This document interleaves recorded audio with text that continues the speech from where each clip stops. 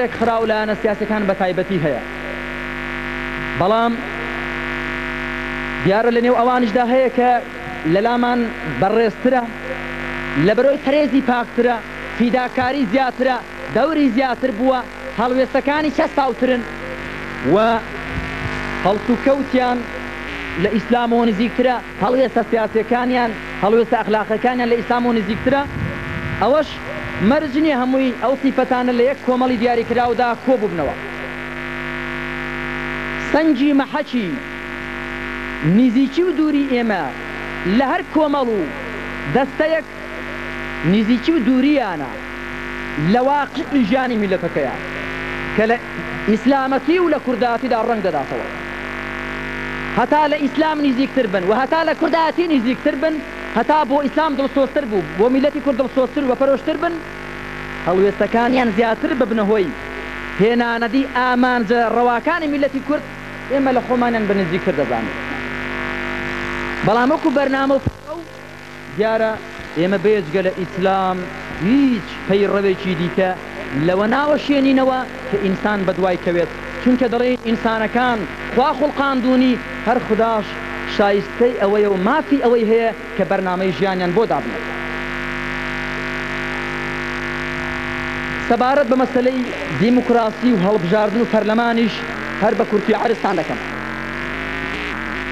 دیموکراسی ئەگەر بریتی بێ لە ئازادی دەربڕینی بیرڕا، دیموکراسی ئەگەر بریتی بێ لەوە کە میلەت بۆ خۆی حکومڕانان و کاربەدەستانی خۆی هەڵبژێرێت، دیموکراسی ئەگەر ئەوە بێ کە میلەت دژی دیکتاتۆریەت و ئیستیبدادی سیاسی بێت، شتێکی پیرۆزە. و لە ئیسلامدا ئێمە دەڵێن شوڕا، ڕاوێش. شوڕا و ڕاوێش لە ئیسلامدا وەکو حەقیقەتێکی زۆر داکۆشی لەسەرکرا و ڕاگەیەندراوە. خوای گەورە دەفەرمێوە ئەمڕهم شوڕا بەینەهم، کاروباری موسڵمانان لە نێو خۆیاندا دەبێت لەسەر بنچینەی ڕاوێش بێت. دیکتاتۆریەت مەرفوزە، حکمی تاکە کەسی مەرفوزە. شوڕا میلەت دەبێت بۆ خۆی کاربەدەستانی خۆی هەڵبژێرێت. بەڵام ئەو شێوە مەفهومە بۆ دیموکراسیەت لە کاتێکدا لە نێو میلەتێکی مسلماندا دەبێت ئاوا دەبێت. میلەتێکی مسلمان دەستوری هەیە، بەرنامەی هەیە کە ئیسلامە، بەڵام بۆ ئیش پێکردنی ئیسلام، بۆ هەڵسوڕاندنی کاروباری میلەت لەسەر ئەساسی ئیسلام پێویستی بەوە هەیە کە ئەنجومەنێک دروستکات، پێویستی بەوە هەیە کە مەجلیس و کۆڕێک دروستکات و ئەوانیش گەورەیەک لە نێو خۆیاندا هەڵبژێرن. کەواتە دیموکراسیەتێک، دیموکراسی کە لە نێو میلەتی موسڵماندا ڕەفتاری پێ بکرێ، یعنی فەنی حکم، یعنی شێوەی کار هەڵسوڕاندن. بەڵام دەبێ بزانین دیموکراسی غەربی، دیموکراسی لە نێو میلەتێکدا کە بڕوایان بە خوایەک نییە و بڕوایان بە دین و شەریعەتێک نییە کە لە خواوە هات بێت، معناکەی زۆر جیایە لەوەی کە پێشتر باسم کرد. چونکە دیموکراسی لە مەفهومی ڕۆژئاواییدا یعنی لە بەرچاو نەگرتنی بوونی خوددا، لە بەرچاو نەگرتنی بوونی پێغەمبەرێک و لە بەرچاو نەگرتنی دین.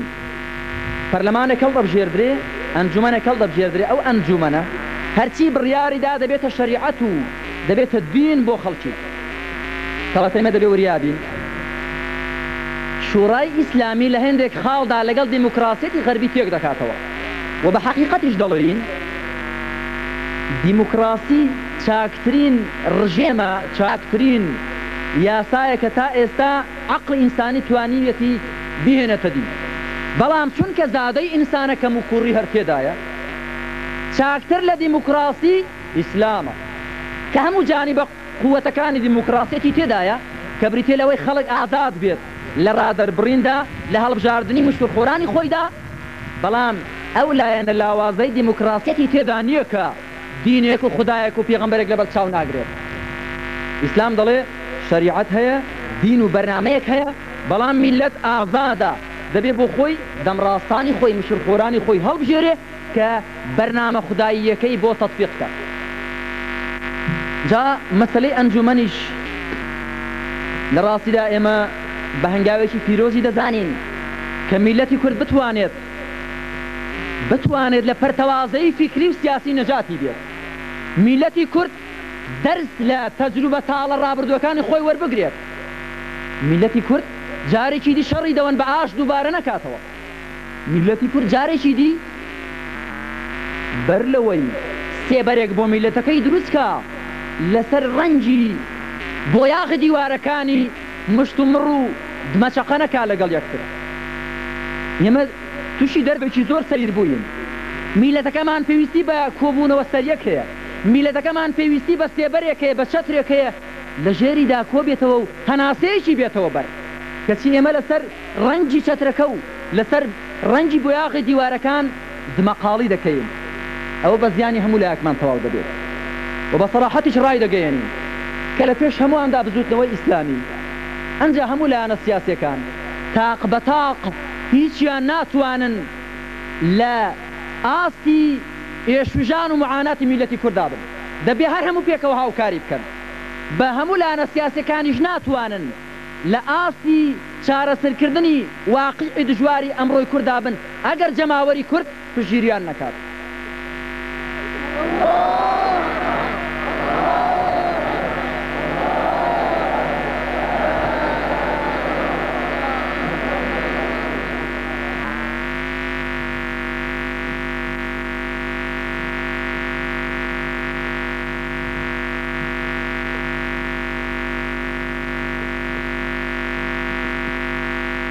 مەسەلەیەکی دیکە زۆر بە پێویستی دەزانم بە جەماوەری مسلمان و بەڕێزی شاری هەولێر ڕابگەیەنم ئەوەیە کە هەندێک کەس وا گومان دەبن ئێمەی ئیسلامی لەگەڵ دەسەڵاتمان کەوتە دەست، لەگەڵ حکوممان گرتە دەست، کە مەرجیش نێ بەو زوانە بە تەمابین، چونکە ئێمە قەرسیری بۆ خەڵکی تا ئێرە نانین. ئێمە هەوڵ دەدەین لە قەدەر خۆمان قسام بکەین. بەڕاستی مە نامانەوێت کە لە عاتیفەوە میلەتی خۆمان بدوێنین، دەمانەوێت لە مەنتیق و عەقڵ و میلەتی خۆمان بدوێنین، چونکە ئەو میلەتەی کە لە عاتیفە و هەست و سۆزیەوە ڕادەکێشرێت بەرەو هەڵدێر دەچێت. دەبێ لە عەقڵ و مەنتیقەوە واقع بینانە لەگەڵ میلەتی خۆماندا ڕوبەڕوو بینەوە.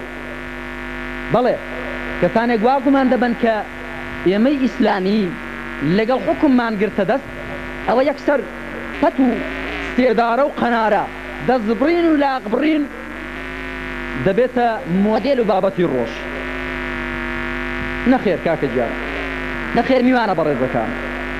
ئیسلام بەر لەوەی دەستی ئەو کەسانە ببڕێت کە ڕەنگە لە برسان و لەبەر ناچاریان دەستێ دەکەن زجی برسیان پێر دەکات.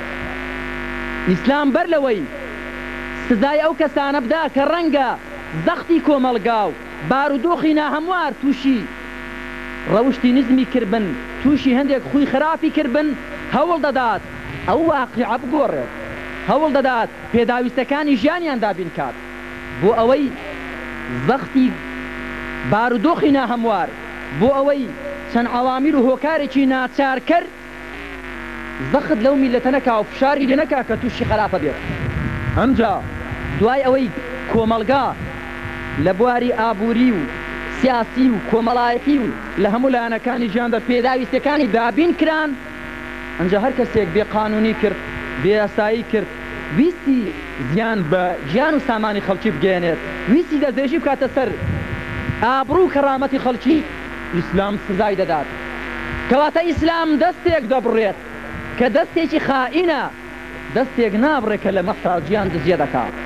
عومەری کوڕی خەتاب خوا لێ ڕازی بێت لە عام المەجاعەدا ساڵی برسێتی، ساڵێکی برسێتی بەسەر شاری مەدینەدا هات بەسەر دەوڵەتی ئیسلامیدا، حەزرەتی عومەر خوا لێ ڕازی بێ حکمی دەستبڕینی ڕاگرت کە کەس نابێ لەسەر دزی دەستی ببڕدرێ، چونکە دەوڵەت ناتوانێت پێداویستەکانی ژیانی خەڵکی دابین کە، دەوڵەت ناتوانێت لەبەر نەهاتی و لەبەر نەداری کە بەیتوڵماڵ دیارە خاڵی بۆ ناتوانێت برسیەکان تێرکە، کەواتە بۆشی نییە دەستیشان ببڕێ لەسەر دزی.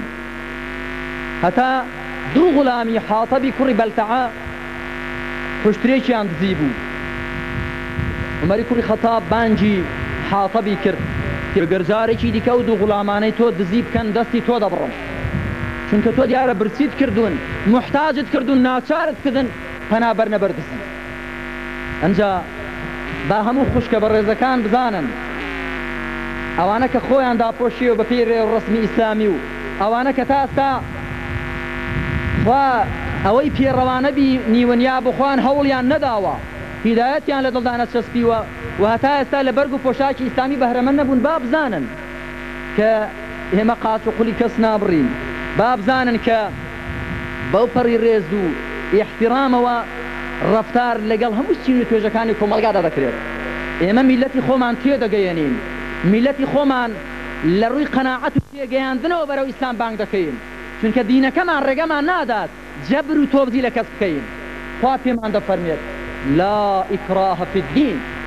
تۆبزیکردن نییە لە وەرگرتنی دیندا هیچ کەس بۆی نییە بە ناوی ئیسلامەوە بە ئاگر و ئاسن حکم بەسەر خەڵکیدا بکات وەلەو شوێنانەش کە بە ئاگر و ئاسن حکم بەسەر خەڵکیدا دەکرێت بە ناوی ئیسلامەوە ئەوە با زۆر چاک بزاندرێت کە ئەوە لادانە لە ئیسلام ئیسلام هەتا ئەو پەڕی سنوور بڕوای بە ئازادی و سەربەستی بیر و ڕاهەیە ئەسڵەن ئیسلام دان بە عیبادەت و خواپەرستی و تاعەت و فەرمانبەری کەسێک داناهێنێت و بە هیچی نازانێت کە لە قەناعەتەوە سەرچاوە ناگرێت ئیسلام بەر لەوەی پەیوەندی بە ڕواڵەتی ئینسانەوە هەبێ پەیوەندی بە عەقڵ و شعور و بە دڕودەرونی ئینسانەوە هەیە هەر بۆ یەشەکە یەکەمین ئاەتی قورئانی ئیسلام بە بخوێنە دەست پێ دەکات زۆر عەجیبە پێغەمبەر نەخوێندەوار صلى الله عليه وسلم ملەتی کە ئەو پێغەمبەران لە نێودا هاتووە نەخوێندەوار لەو کاتەدا لەو ژینگە و محیتەدا باوی خوێندن و نووسین نەبووە کەچی یەکەمین ئاەت کە دوایین پەیامی خوای پێهات بریتیە لە بخوێنە اقرأ باسم ربك الذي خلق ئاینێک بە بخوێنە دەست پێ بکات ئاینێک یەکەمین وشەیەوە بکە بخوێنە وریا بە چاوکراوە بە چۆن بڕوای بە ئاگر و ئاسن و فەڕزکردنی بیر و ڕاکانی هەیە بەسەر خەڵکیدا هەڵبەتە نامەوێ